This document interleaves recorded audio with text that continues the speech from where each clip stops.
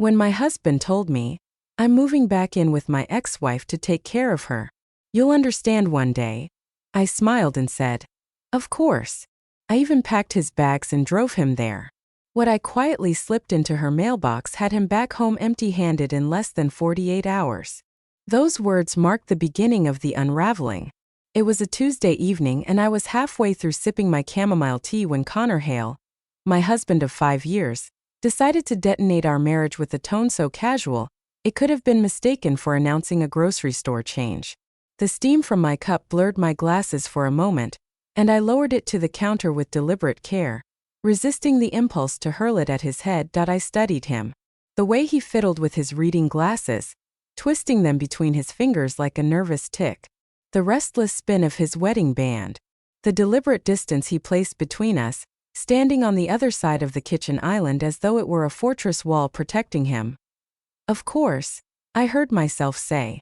The word slipped out smooth, wrapped in honey. It was not anger or tears that greeted him but a sweetness that made him stumble back slightly. "When do you need to leave?" The relief that washed over his face was insulting. He had braced himself for accusations, screaming, maybe even a shattered mug. Instead, my calm composure left him disoriented, unsure of his footing. "Tomorrow afternoon," he muttered, his voice uneven, fingers still working that wedding ring. "Cassidy's surgery is Thursday morning at 7. Before we dive deeper, if you believe that trust and honesty are the foundation of any marriage, please consider subscribing. It's free and helps us share these important stories. Now let's see how Avery handles this shocking betrayal. The kitchen, once the heart of our home, suddenly felt smaller. The walls pressed in, suffocating despite the open floor plan I had once adored when we bought the place 3 years ago. I remembered the night we first moved in. Connor wrapping his arms around me, whispering about the children we'd raise here, the parties we'd host, the life that would grow between these walls. Now he stood across the granite countertop, his eyes avoiding mine, his voice carrying someone else's future. "How long has Cassidy been planning this surgery?" I asked, my tone deliberately conversational, as if we were discussing a mutual acquaintance and not the woman he once vowed to leave behind. "About 2 months," he replied, relief coloring his voice at the sound of dialogue instead of fury. "It's complicated. Something about nerve damage from her car accident last year.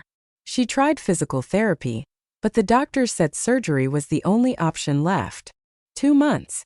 My stomach tightened. For the same 2 months I had been planning our anniversary trip to Napa Valley, booking vineyard tours, reserving the charming inn with ivy climbing the walls. He had been plotting his exit, carefully aligning his schedule with Cassidy's supposed misfortune. My reservation confirmation sat in my email, the wine tastings already prepaid. Had he forgotten? Or simply not cared enough to remember? "And she has no one else?" I asked, forcing genuine curiosity into my voice. Cassidy Monroe was not exactly a recluse. Her social media, which I had incidentally checked more than once, showed an active life. Girls' nights, family barbecues, dinners with her sister. Connor didn't hesitate. Her parents moved to Florida last year, and she and her sister don't speak anymore. There it was. The lie slid out smooth as butter. Just last week Cassidy had posted photos from her sister Jenna's birthday dinner, complete with matching bracelets and champagne toasts. My husband was gambling that I hadn't seen. "I'm the only one she feels comfortable asking for help with," he added. "Intimate care needs." The phrase hung heavy in the air. Connor's face reddened instantly as if he'd realized too late the intimacy of what he implied. "Medical care, I mean," he backpedaled quickly. "Helping with showers, changing bandages, just that sort of thing." "How fortunate for her," I replied, rinsing my mug at the sink with measured precision. Outside, Mrs. Whitaker walked her ancient cocker spaniel, Butterscotch, adhering to her rigid 7:30 schedule. The normalcy of it all felt surreal, like a play staged around me while my reality fractured. "Will you be staying in the guest room?" I asked, feigning innocence. His silence stretched just a beat too long. "She's converted her home office into a recovery room on the ground floor," he said at last. "That's thoughtful of her," I murmured, drying my hands on a dish towel with deliberate calm. "Planning ahead like that. 2 months, you said." He stiffened at the subtle edge in my tone. Avery, this isn't. I'm not leaving you. It's temporary. Of course it is. I folded the towel neatly, hung it straight across the oven handle. And how long do the doctors expect her recovery will take? 6 weeks, maybe 8, depending on complications. 8 weeks of my husband living with his ex-wife. 8 weeks of intimate care. 8 weeks of my silence expected as he played the role of noble caretaker. You've really thought this through, I said finally, facing him. I had to, he replied, sounding almost earnest. You wouldn't understand. She was my wife for 8 years. We didn't work out, but I can't just abandon her when she needs help. There it was again, that word. Abandon. As if remaining faithful to your current wife was somehow the lesser moral choice. You're right, I said softly, watching his eyes widen in surprise. I do understand. You've made a commitment, and you need to honor it. The boyish grin spread across his face, the same grin that had charmed me 6 years ago in a coffee shop when he asked for my number. I knew you'd come around. You're amazing, Avery. Not many women would be so understanding. I smiled back, but my mind was already elsewhere, mentally cataloging the passwords scribbled on sticky notes in his office, the filing cabinet he believed was his secret domain, the photographs of Cassidy he thought I hadn't noticed tucked away in folders. Well then, I said with a lightness that belied the steel forming in my chest, we should get you packed. You'll want to be organized when you arrive. You don't have to. Nonsense. I cut him off, already moving past him toward the hallway. What kind of wife would I be if I didn't help my husband when he needs it? I'll fetch the suitcase. As I climbed the stairs, I heard him behind me. His voice dropped to a hushed, intimate tone I hadn't heard directed at me in months. Hey, Cass, he whispered into his phone. I talked to her. She's being incredible about it. Incredible. That was one word for what I was being done in our bedroom. I pulled the largest suitcase from the closet, the same one from our honeymoon in Costa Rica. The luggage tag still clung to the handle. Mr. and Mrs. Connor Hale, forever begins today. Forever, as it turned out, had lasted precisely 5 years, 2 months, and 16 days. The suitcase yawned open on the bed, waiting to swallow his shirts, his shoes, his secrets. From the bathroom, the sound of running water and Connor's off-key humming drifted out. He always hummed when guilt pressed on him. A tell he never knew he had. I folded his first shirt crisply, hospital corners my mother had drilled into me as a child, and laid it carefully inside. My heart was steady now, my hands precise. The plan was only beginning to take shape. The shower was still running strong, Connor's humming echoing faintly through the master bathroom door. He always took long showers when something weighed on him. That habit gave me a window of 10 minutes at least. His laptop sat open on the nightstand, screen dark but not locked. Connor never remembered to lock his devices, despite my constant reminders about digital security. That negligence tonight was a gift. I crossed the room, heart steady, fingers hovering for just a breath before I'd touched the trackpad. The screen flared to life, revealing his email inbox at the very top. A thread with Cassidy Monroe stretched back 2 months. 2 months of careful planning under my nose. The subject line was deceptively innocuous.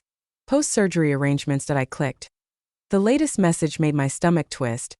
Cassidy at 11:43 p.m. last night, while I was asleep after yoga. Can't wait to have you here again, Connor. Feels like we're finally getting our second chance.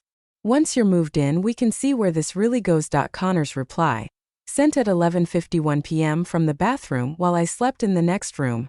Avery won't fight it if we frame it right. She's too polite to seem unsupportive of someone who's sick.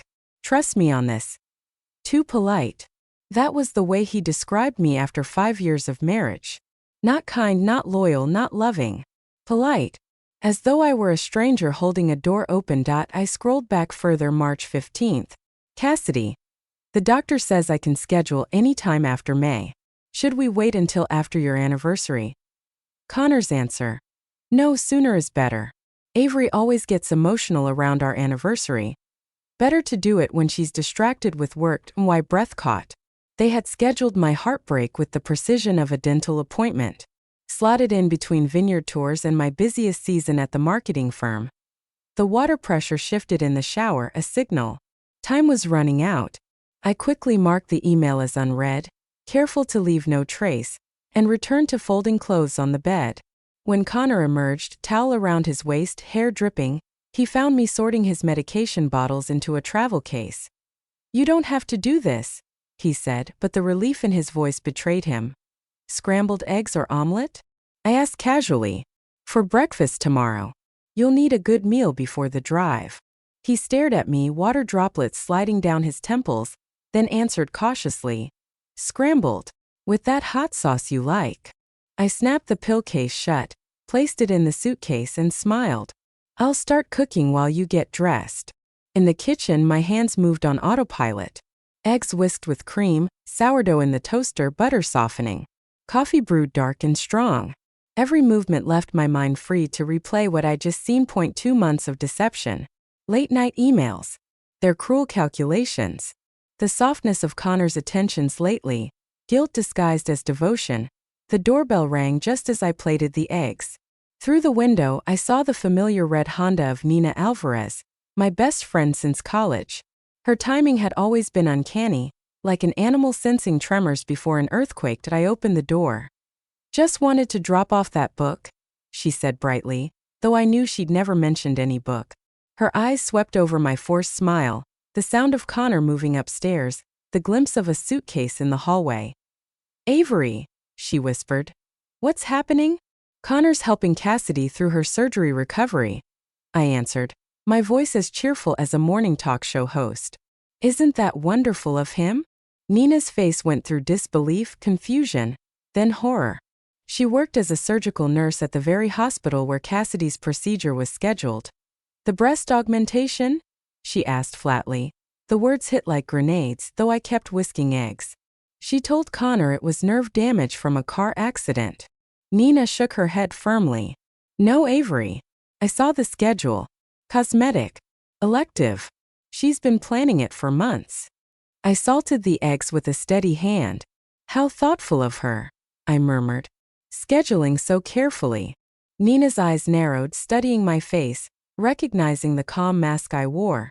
The one that always came before I burned everything down. "Do you want me to stay?" she asked quietly. "No need," I said, sliding the eggs into the pan. "Connor needs a good breakfast before his mission of mercy." She pressed my hand before leaving, whispering, "Call me." When Connor came down, he ate quickly, nervously, complimenting the eggs twice as though the words might wash away guilt. Between bites, he opened our banking app on his phone. I caught the flicker of something across his face as he scanned the numbers, but he said nothing about the $30,000 missing over the past 2 years. Nothing about the mysterious transfers to an insurance company I'd never heard of. Nothing about the large withdrawal labeled property consultation 6 weeks ago. He simply closed the app, forced a smile, and kept eating. "I'll handle the bills while you're gone," I said, refilling his coffee. "You're incredible," he murmured, that word starting to feel less like praise and more like indictment. "I don't deserve you." Finally, something we agreed on. Later, back upstairs, Connor retreated to his office, murmuring into his phone. I stayed in our bedroom, surveying the growing order of his packed belongings. Each shirt folded with surgical precision. Linen pants from our Charleston trip. Polo shirts from golf outings. When he returned an hour later, he found piles arranged like department store displays. Casual wear, evening attire, sleepwear, each labeled neatly with my handheld label maker. "You're really going all out," he said, discomfort creeping into his voice. "If you're caring for someone, you need to be organized," I replied sweetly. "I've even started on meals. Chicken soup, pasta bake, and a healing tea blend for Cassidy. Anti-inflammatory, ginger, turmeric. She'll love it." His smile faltered. "That's a lot." "It's exactly enough," I corrected. He retreated to his office again. This time I followed later, silently, the filing cabinet in the corner. His so-called private space had always been locked. But he didn't know I'd had a duplicate key made years ago. I slipped it in, turned it gently. Inside, old tax returns, warranties, and behind them a folder that felt newer, too crisp. I pulled it free. The first document made my blood run cold. A life insurance policy on Cassidy Monroe dated 2 years ago. $500,000. Beneficiary Connor Hale. Premiums paid faithfully from our joint account. The second document clarified everything. A quitclaim deed signed 6 weeks ago, transferring partial ownership of Cassidy's townhouse to Connor. Consideration: future care and support. My phone camera flashed silently. Each page documented. Signatures, dates, notary stamps. 23 photographs totaled. I replaced everything exactly as it had been, locked the drawer and slipped away. When Connor found me a few minutes later, pretending to browse his bookshelf, I smiled casually. "Just looking for that medical reference book you bought last year," I said. "Thought it might help me understand Cassidy's recovery." He relaxed. "It's in the garage, I think. But really, the doctor will explain everything." "Of course," I said lightly. "I should check on the soup." Inside, though, my resolve hardened.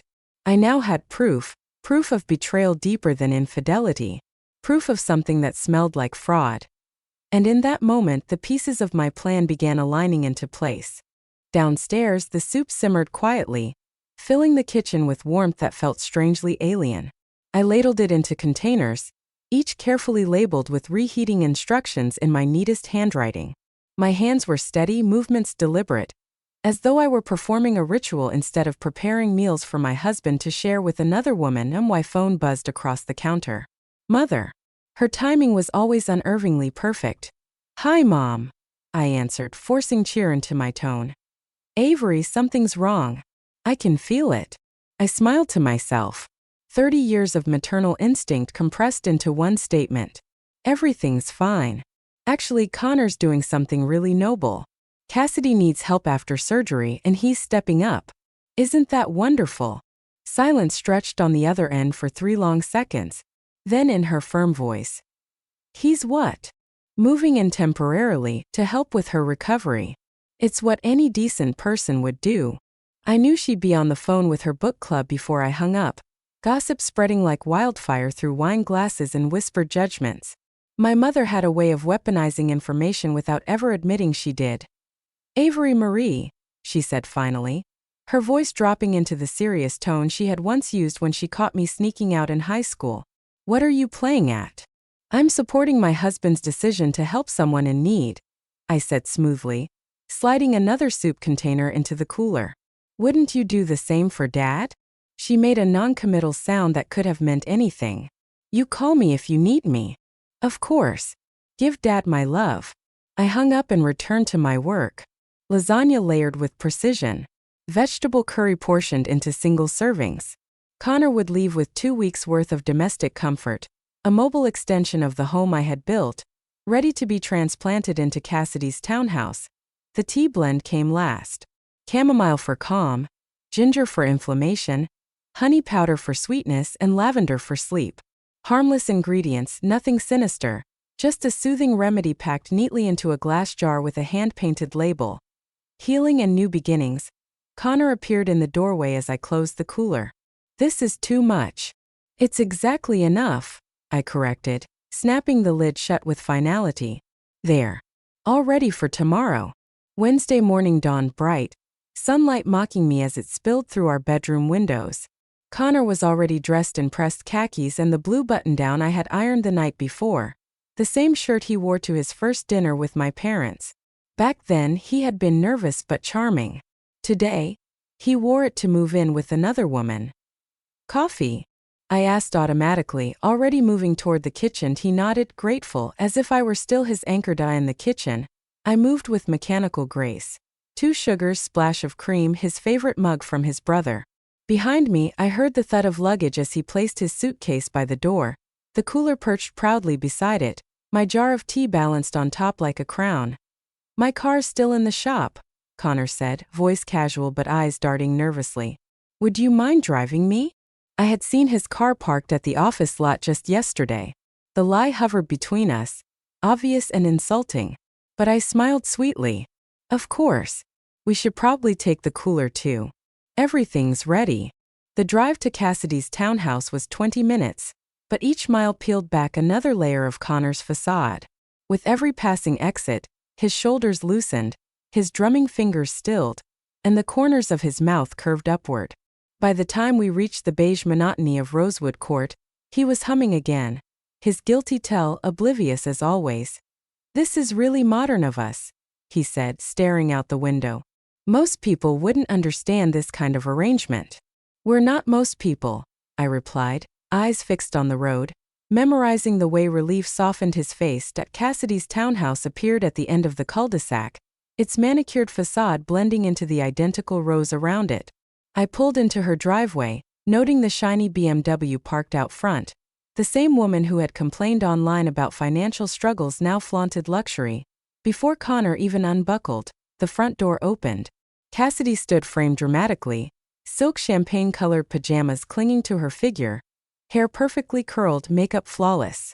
Hardly the appearance of a woman preparing for or recovering from surgery. "Connor," she called, her voice infused with practiced weakness. I was getting worried. She moved toward us, hand pressed delicately to her side. Though her steps were smooth, her balance steady. Connor leapt from the car, his hands fluttering at her elbows as though she might collapse.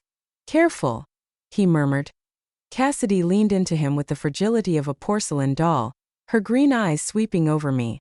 "Avery, you're such an angel for understanding. Not many wives would be so evolved." I lifted the cooler from the back seat with deliberate cheer. "We all do what we must. Connor tells me your recovery may be difficult."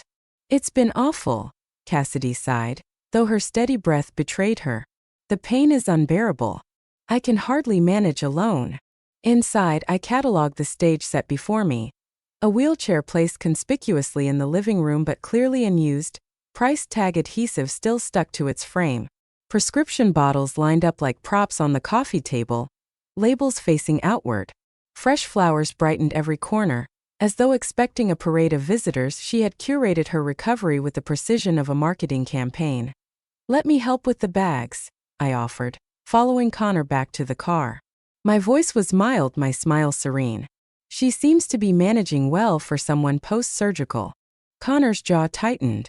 Recovery affects everyone differently. Cassidy was already perched gracefully on the couch by the time we returned, her hand brushing Connor's arm with practiced intimacy. "I've missed having someone here," she said softly, her fingers trailing his sleeve. "The nights are the hardest." "Well, now you have help," I chirped, setting the cooler on the granite counter. 2 weeks of meals and this? I held up the jar. A special healing tea. Ginger, turmeric, chamomile. Very soothing. Cassidy's smile thinned.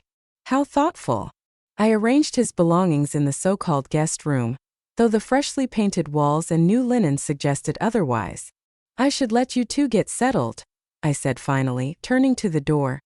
Connor walked me out, relief radiating from him.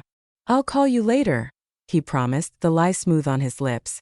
"Take all the time you need," I replied, just loud enough for Cassidy to hear that I didn't drive home immediately.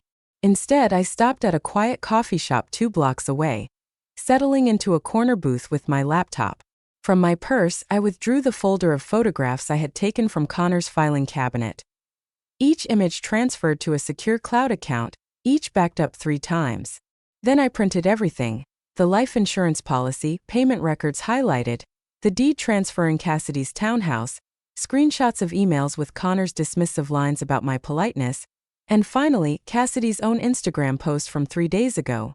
Her radiant smile at a wine tasting in Napa, glass of Cabernet raised high. Hardly the portrait of a woman facing urgent surgery. All of it went into a crisp manila envelope. On cream stationery, in deliberately altered handwriting, I wrote the note that would change everything. "Cassidy, you should know Connor took out a $500,000 life insurance policy on you 2 years ago, paid from marital assets. Combined with the property transfer, this creates an interesting financial picture. Perhaps ask why a healthy woman needs a caretaker who profits from her death. Consult your attorney about contracts signed under medical duress. Coercion voids agreements.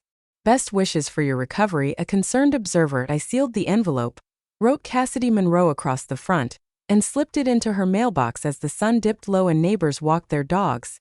By the time I returned home, the silence felt like an ally, wrapping around me as I poured a glass of wine from a bottle Connor had been saving for a special occasion.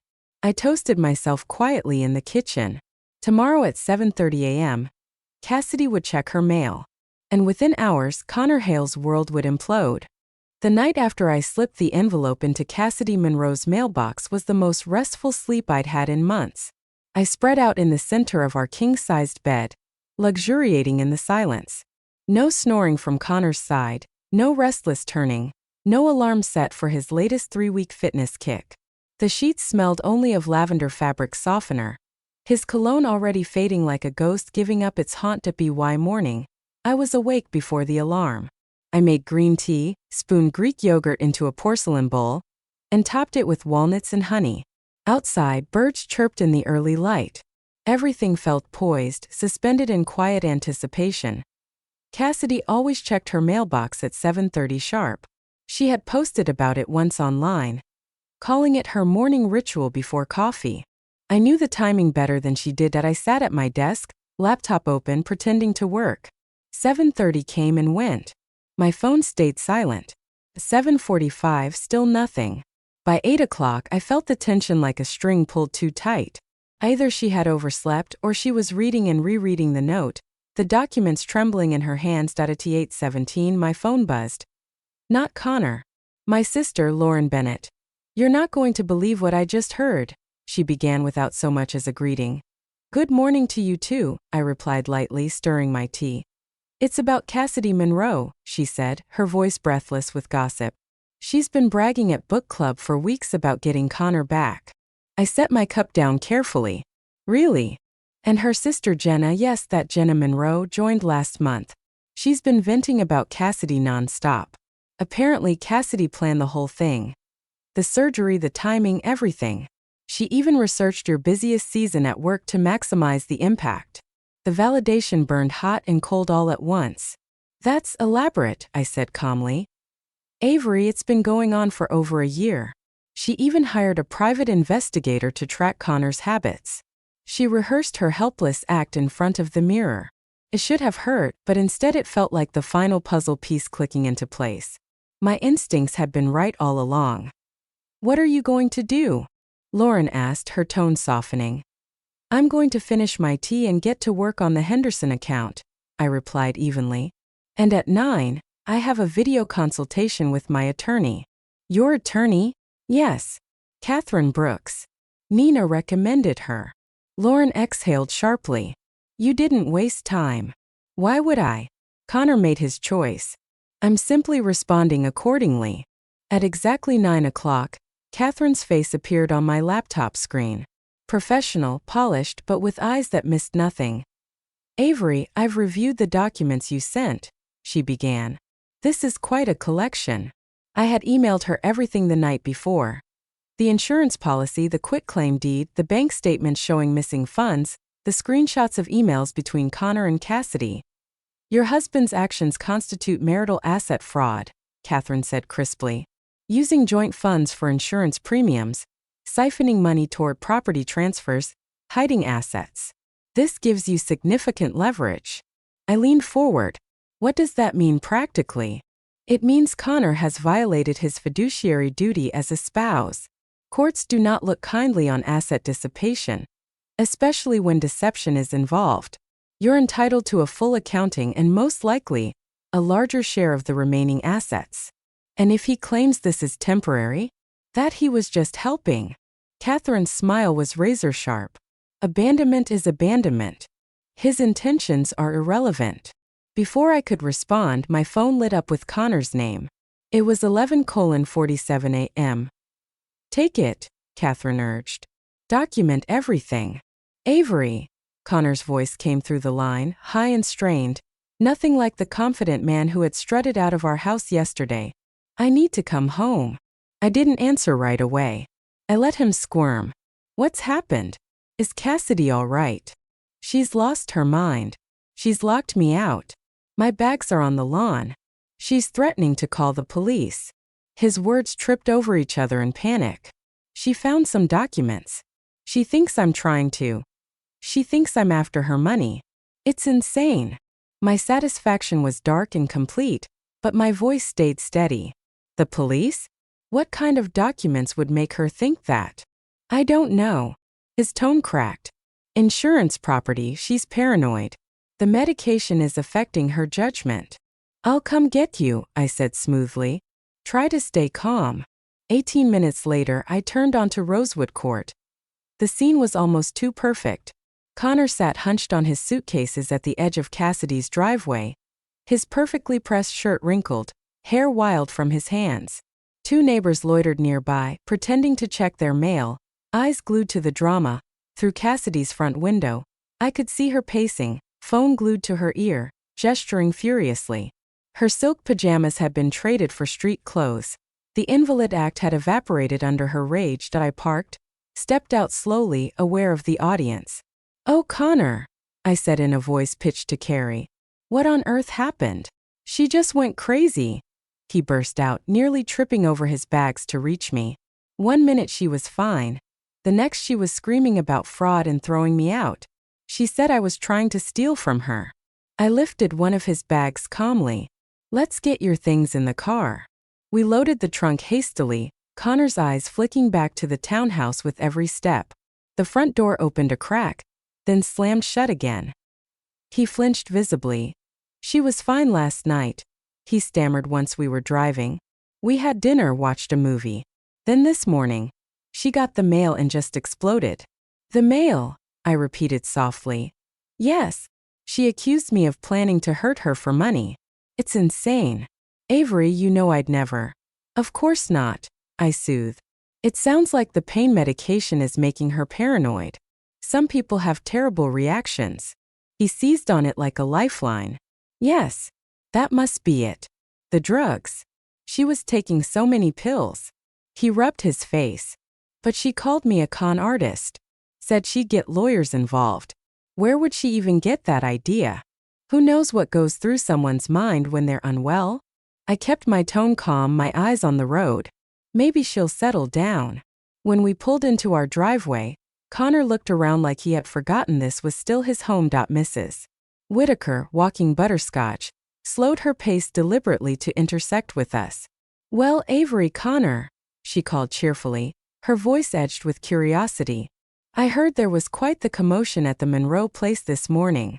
Connor stiffened, but I touched his arm gently. "How are you, Mrs. Whitaker? How's butterscotch?" "Oh, we're fine," she said brightly, though her eyes gleamed. But the police scanner was very active. Something about fraud and theft. Poor woman was beside herself. Connor flushed crimson. "It was a misunderstanding."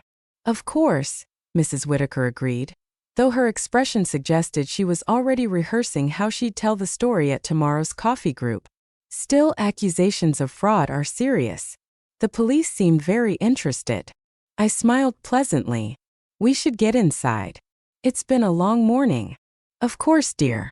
You two take care now." Her parting glance at Connor was the look of a woman who had already convicted him in the neighborhood court of opinion. He trudged behind me into the house, dragging his suitcase like a condemned man. Upstairs he disappeared into the bedroom, while I remained in the kitchen, counting down. 3 minutes later, his footsteps returned, heavier now. He appeared pale in the doorway. "My clothes aren't in the closet," he said. "They're in the guest room," I answered evenly, sliding a folder onto the kitchen table. "We need to talk." Connor stared at the folder on the kitchen table as though it were a live grenade. His face, already pale, drained further as I slid it toward him with deliberate calm. The silence stretched between us, thick and unrelenting, broken only by the tick of the wall clock. "What's this?" he asked finally, his voice hoarse. "Open it," I said softly, taking a measured sip of water. He hesitated, then pulled the folder closer. The first page stared up at him. A life insurance policy for Cassidy Monroe. His eyes flicked over the bold numbers, $500,000, and the name scrawled next to beneficiary, Connor Hale. I can explain," he stammered, fumbling through the pages. Next came the payment records, the steady withdrawals from our joint account. Then the quitclaim deed, Cassidy's townhouse transferring partial ownership to him. His hands shook as he flipped page after page until finally, the screenshots of his emails with Cassidy surfaced, their words cold and damning. This isn't what it looks like," he blurted, shoving the papers aside as if physical distance could undo them. "It looks like marital asset fraud," I said evenly. It looks like you siphoned our money to pay premiums on a policy that profits if Cassidy dies. It looks like you manipulated her into signing away property under the guise of care." He pressed his palms to the table, leaning forward, desperation creeping into his voice. "Avery, you don't understand. She was vulnerable. She needed someone to guide her. I was just helping her secure her future." "Her future," I repeated, my tone razor sharp. "Funny, considering you profit more from her death than her life." His face twisted. "It wasn't like that." I leaned back, folding my arms. "Connor, I've already consulted Catherine Brooks. She's very interested in these documents. And so will the courts be." The name hit him like a blow. You got a lawyer?" "Of course," I said calmly. "Did you think I'd stand idly by while you dismantled our marriage and our finances in one masterstroke of stupidity?" He dropped into the chair opposite me, his bravado collapsing. "Avery, please. You have to believe me. I didn't mean to hurt you. Cassidy came to me desperate and I—" "Spare me," I cut in coldly. "I've read your emails.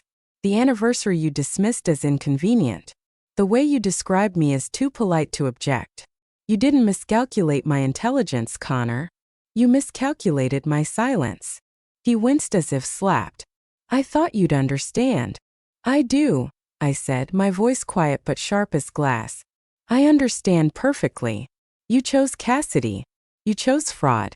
And you chose to gamble with my dignity." For the first time since this all began, he seemed to realize the enormity of what he'd done. He slumped forward, burying his face in his hands. "What happens now?" he whispered. "Now," I said, standing, "you move into the guest room. You stay out of my way. And you wait for Catherine to contact you. Because this marriage, whatever you thought it was, is over." The rest of the day unfolded like a play with only one actor. Connor shuffled through the house like a ghost, retreating to the guest room, emerging only to reheat leftovers or mutter half-hearted apologies. Meanwhile, the phone calls began. First Cassidy, her voice shrill even through the voicemail. "You disgusting fraud. You think I wouldn't find out? Insurance. Property transfers? My lawyer is already drafting papers. You'll regret this." Then Jenna Monroe, Cassidy's sister, her tone equal parts smug and furious. "I told Cassidy you were poison. Now the whole neighborhood knows. Good luck finding anyone to take your side." Finally, Ethan Cole, Connor's colleague, left a terse message. "Word's gotten around. Clients are nervous. The partners want to meet Monday.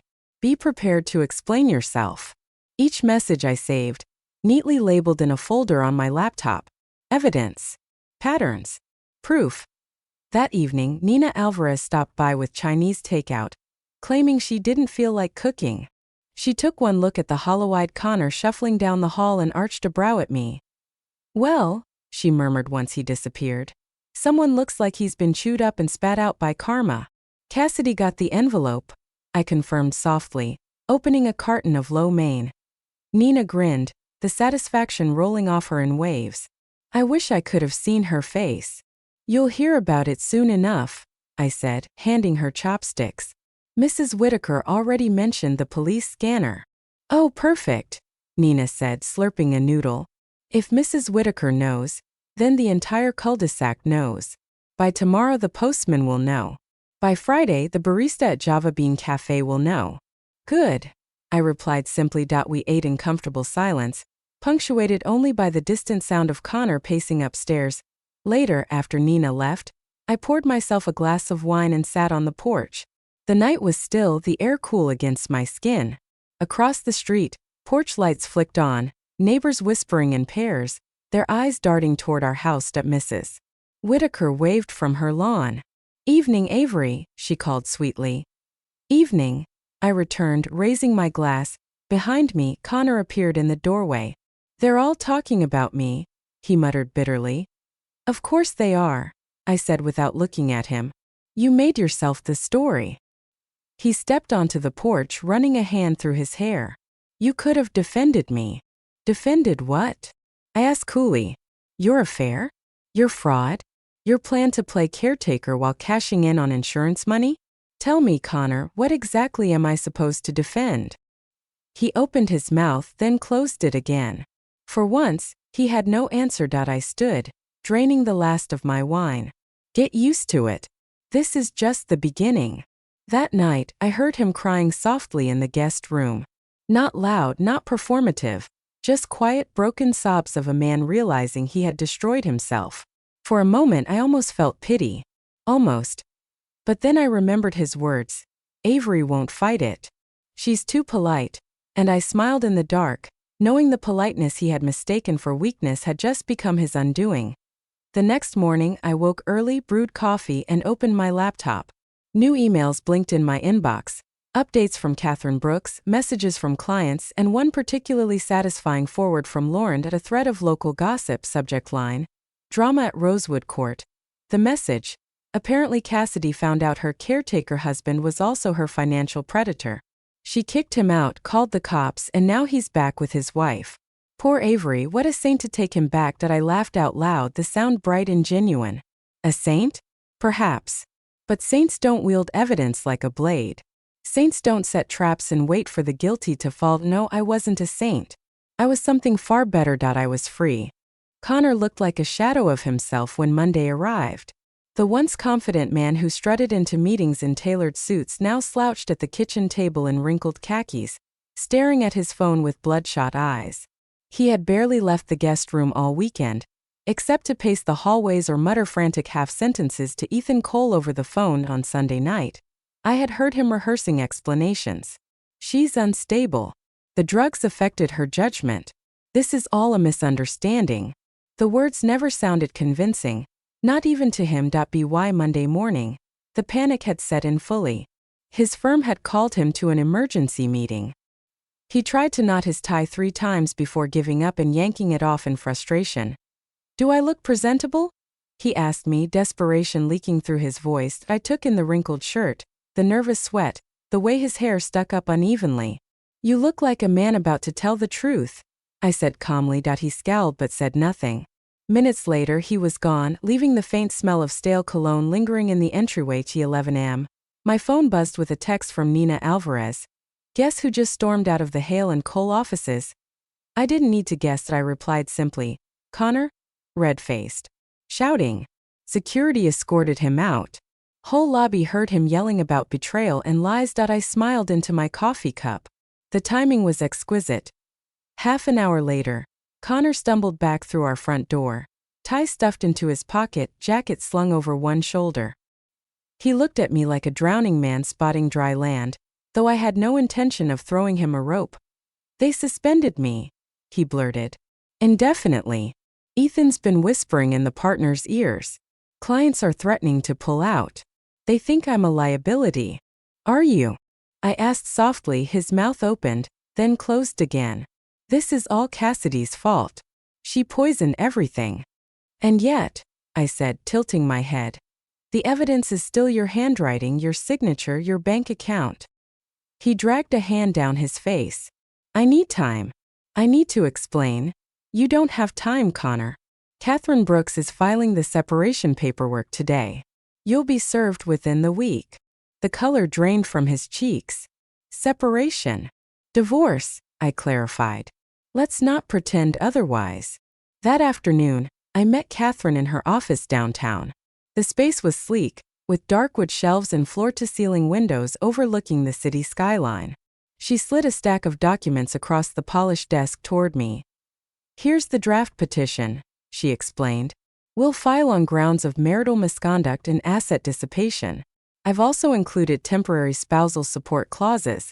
Given his suspension, he'll likely try to plead financial hardship, but our documentation will shred that defense. I skimmed the pages, noting the precise language, the references to exhibits. Every screenshot, every deed, every transaction carefully numbered and cited. You'll want to change your passwords tonight, Catherine added. Banking, email, utilities. Assume he'll try to access whatever he can. I already have, I assured her. She smiled approvingly. Then you're ahead of him. He's unraveling faster than I anticipated. Back home, Connor sat hunched on the couch, scrolling furiously through his phone.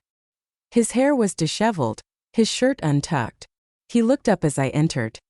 You went to see a lawyer, he accused. Yes, I said simply, dropping my purse on the counter. Catherine Brooks. You're going to destroy me, he whispered, his voice cracking. You destroyed yourself, I replied evenly. I'm just making sure the paperwork reflects it. For a long moment he said nothing. Then, in a sudden burst of anger, he hurled his phone across the room. It shattered against the wall, pieces scattering across the hardwood, but I didn't flinch. Feel better. He collapsed back onto the couch, burying his face in his hands. What am I supposed to do now? Pack, I said. You have 30 days to vacate. The days that followed were a slow-motion collapse. On Tuesday, Jenna Monroe posted a scathing thread online detailing Connor's predatory schemes against her sister. Screenshots circulated quickly. Insurance documents, property deeds, even fragments of his emails Cassidy had leaked. By Wednesday morning, the story had spread beyond Rosewood Court, picked up by local gossip blogs and legal forums. Neighbors avoided him on the street. At the grocery store, whispers followed him down every aisle. Mrs. Whitaker no longer offered cheerful greetings. Instead, she observed him from her porch like a birdwatcher cataloging the decline of an invasive species. Even Butterscotch, her cocker spaniel, growled when Connor walked past out on Thursday. Ethan Cole left a message on the house phone. Connor, the partners voted. You're out. Effective immediately. Return all firm property by Friday. HR will send the paperwork. Connor didn't tell me, but I overheard it while watering the plants. By that evening, he was on the porch with a bottle of whiskey, staring into the dark, muttering about betrayal. You think they'll hire me again? He asked when I passed by. Would you hire you? I replied. Friday morning, I received an email from Catherine. Filing complete. Court date pending. I'll keep you updated. I printed it, tucked it into my growing binder of documents, and felt the weight of inevitability settle like a cloak around my shoulders. That night, as I sipped wine in the quiet of the living room, Connor shuffled in, unshaven and unsteady. Avery, he said softly, almost pleading. We can fix this. We can start over. Forget Cassidy, forget everything. Just us again. I set my glass down carefully. Connor, you didn't just break us. You tried to erase me. You gambled my dignity, my finances, my future. There's no starting over from that. His eyes glistened. For a fleeting second, I saw the man I had once loved. The man who had held my hand in Costa Rica and whispered promises of forever. But the illusion shattered as quickly as it came. Good night, Connor, I said firmly, rising from my chair. That he stayed there long after I climbed the stairs, staring into the shadows, drowning in the consequences of his own choices. That weekend, Lauren came over with her kids. We sat on the patio while they played in the yard, her voice low so little ears wouldn't overhear. He looks awful, she whispered, nodding toward the guest room window where Connor's silhouette paced. He is awful, I replied calmly. She squeezed my hand. You're stronger than I ever realized. I didn't know I was either, I admitted. And in that moment I felt it, the shift from victim to survivor, from polite silence to purposeful strength. Connor's downfall wasn't just his punishment. It was my liberation. By Sunday night, I had moved his things into boxes. His suits hung limp in garment bags, his files stacked neatly, his personal mementos sealed in cardboard. When he saw, his face twisted in wounded disbelief. You're really done with me?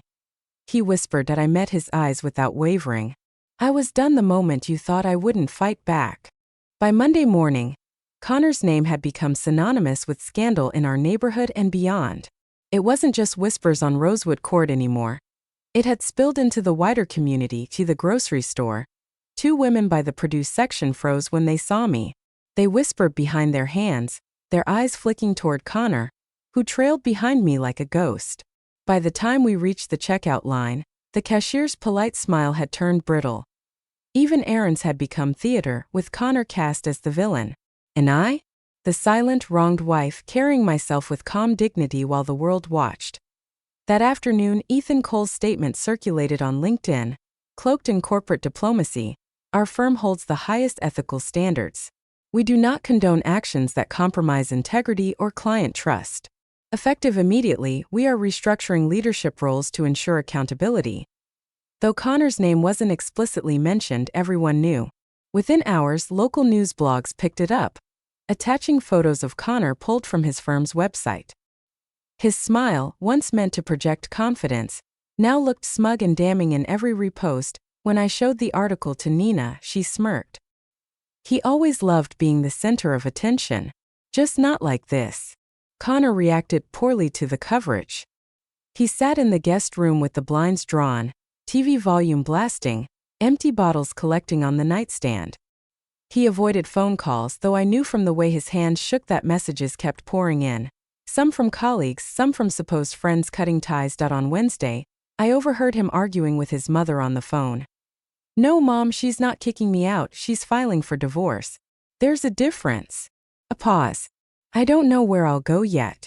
I just need time." Another pause. His voice cracked.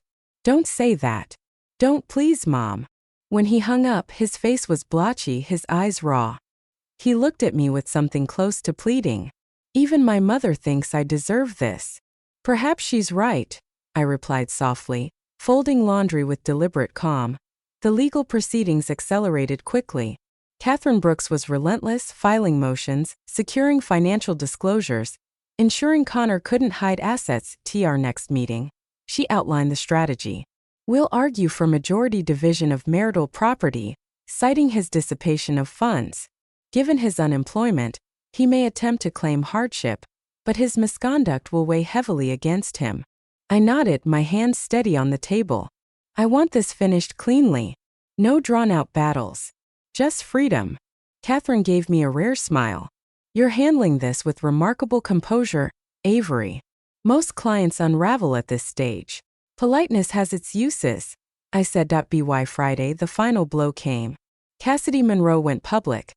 She posted a lengthy Facebook statement, accompanied by carefully staged photos of herself looking fragile but dignified. 2 years ago, I trusted Connor Hale to help me during a difficult time. I believed his intentions were genuine. Instead, I discovered he had taken out a life insurance policy on me, made himself beneficiary, and manipulated me into signing property documents under the guise of care. I was fortunate to uncover the truth before it was too late. To anyone else in his orbit, be careful. He's not who you think he is. The comments exploded instantly. Friends rallied around Cassidy, praising her bravery. Others speculated wildly about Connor's motives. A few even tagged me directly, offering sympathy that I didn't respond. Silence, after all, was more powerful than any rebuttal that weekend. The humiliation finally broke him that I found Connor sitting on the porch steps at midnight, barefoot, his head in his hands. The bottle of whiskey sat empty beside him, its contents seeping into the wood. When he looked up, his eyes were red-rimmed, his voice hollow. "I've lost everything. My job, my reputation, even Cassidy hates me now. You're divorcing me. I have nothing left." I leaned against the porch railing, arms crossed. "Actions have consequences, Connor. You gambled everything on a lie and expected me to stay silent." He shook his head miserably. "I never thought you'd fight back." "Clearly," I said. "That was your last mistake." He laughed bitterly, a broken sound. "Everyone says you're amazing, resilient, strong. Maybe they're right. Maybe I was the fool who underestimated you. Maybe." I echoed, raising a brow. He looked away, unable to meet my gaze. In the following days, Connor's descent accelerated. He stopped shaving, his suits hung loose on his frame, and he spent hours staring blankly at the TV.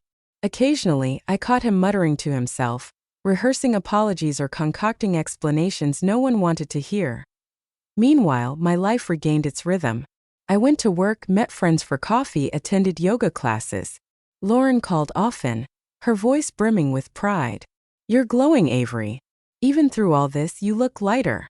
And I was. Each day without Connor felt like shedding another weight I hadn't realized I carried. The final neighborhood blow came courtesy of Mrs. Whitaker. One evening, as I watered the garden, she strolled over, butterscotch tugging on his leash. "You're looking well, dear," she said warmly. Then, lowering her voice conspiratorially, "We all agree you've handled this with remarkable grace.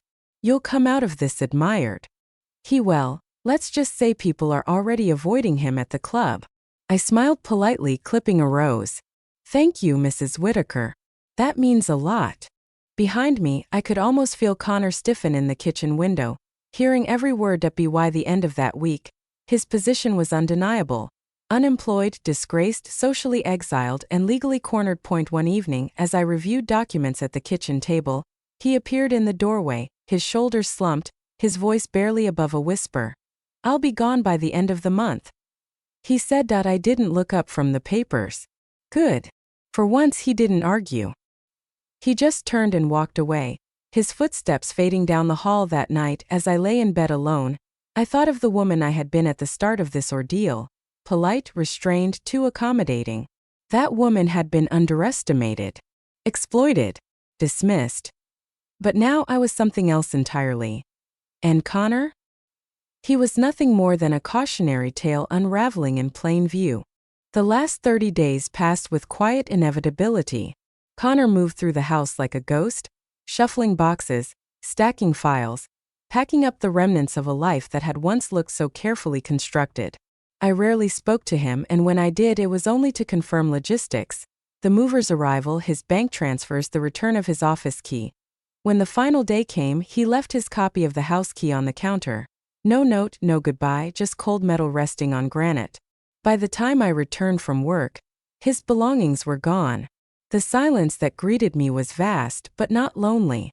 It was mine. 2 weeks later, Catherine Brooks called. "The court has approved the petition," she said briskly. "The division of assets is final. Given his misconduct, you've been awarded majority property rights, as we expected. The joint accounts are closed. The house remains yours entirely." I closed my eyes, exhaling slowly. "It's done. It's done," Catherine confirmed. Her voice softened slightly. "You handled this with more composure than most. Congratulations, Avery. You're free." Free. The word felt strange on my tongue, like tasting something familiar but long forgotten. News of the final decree spread quickly, as things always did in our community. Lauren dropped by that evening with a bottle of champagne, insisting we celebrate. Nina came too, carrying chocolate cake, and her new boyfriend, Daniel, who listened quietly as we told the story from the beginning. "Here's to Avery," Lauren toasted, raising her glass. "To her strength, her grace, and her brilliance in turning betrayal into revelation." The others clinked their glasses to mine, the sound crystalline in the warm glow of the living room.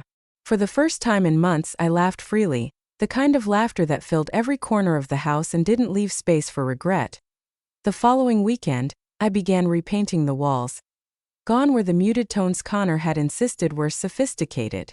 In their place bloomed bold colors: a deep emerald green in the living room, a warm terracotta in the dining room, a sunny yellow in the kitchen.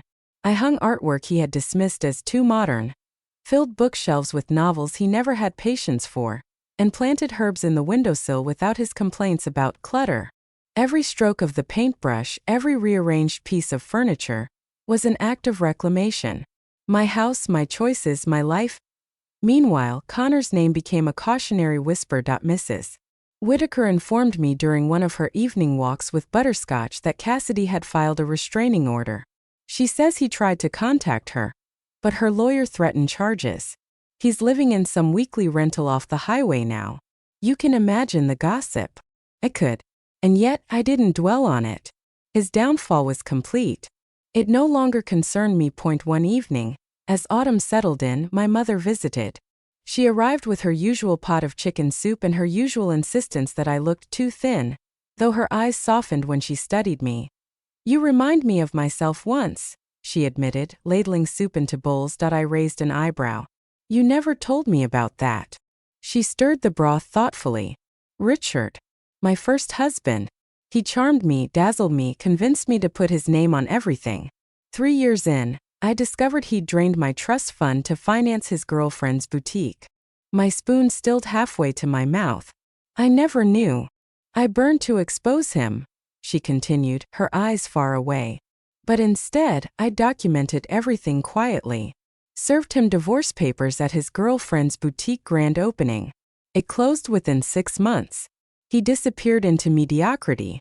And I met your father soon after. By then, I knew the difference between charm and character." Her gaze met mine, steady and fierce. The best revenge, Avery, is living well while they live with their choices. You've already begun. Her words sank deep, grounding me. It wasn't just about survival anymore. It was about thriving. A month later, an email arrived in my inbox from an unfamiliar address. The subject line was blank. Avery, I won't insult you with excuses. You know what I did, and I know it too. But you saved me from something potentially dangerous. The insurance policy, the property transfer. My lawyer says it could have ruined me if I'd let him stay. I've moved to Colorado. Starting over. Consider this a thank you, not an apology. Cassidy. I read it twice, then deleted it. No reply necessary. We weren't allies. We weren't friends. Just two women bound by betrayal, moving forward on separate paths. By winter, my life had settled into a rhythm. Work thrived, my friendships deepened, and the house felt warmer, brighter, more alive. 6 months after Connor's departure, I hosted my first dinner party. Lauren arrived with her husband and a bottle of wine expensive enough to signal celebration. Nina came with Daniel, whose easy laughter filled the room. Even Mrs. Whitaker joined us, regaling everyone with neighborhood gossip while pretending she hadn't been my informal intelligence service during darker days. The house glowed with candlelight and conversation, filled with genuine joy. After dinner, Maria raised her glass. To Avery, she said again, her voice proud, who showed us all that sometimes the sharpest revenge isn't rage, it's revelation. The glasses clinked, and I felt the truth settle in my bones. Later, as I stood at the sink washing wine glasses, I looked around the kitchen. The counters gleamed. The walls glowed in their new colors. Laughter lingered in the air like perfume. Through the window, city lights shimmered in the distance, each one representing a life with its own stories of betrayal and triumph. Somewhere out there, Connor was still grappling with his choices, his reputation in ruins, his career a memory. But here, in my home, peace had returned. The manila envelope that had once sparked his downfall was gone, but its legacy remained. Not in bitterness, but in the clarity it gave me that I had learned that sometimes the most devastating weapon isn't rage or revenge, that it's simply truth, and the life that follows it. Thank you for following this story till the end. If you found this an emotional journey of betrayal, justice, and inner strength, please help RevengeAmy reach its first 1,000 subscribers. Just a like and subscribe. Your support will be a great motivation for us to continue bringing more inspiring stories. Click subscribe today and be a part of this journey. See you in the next stories.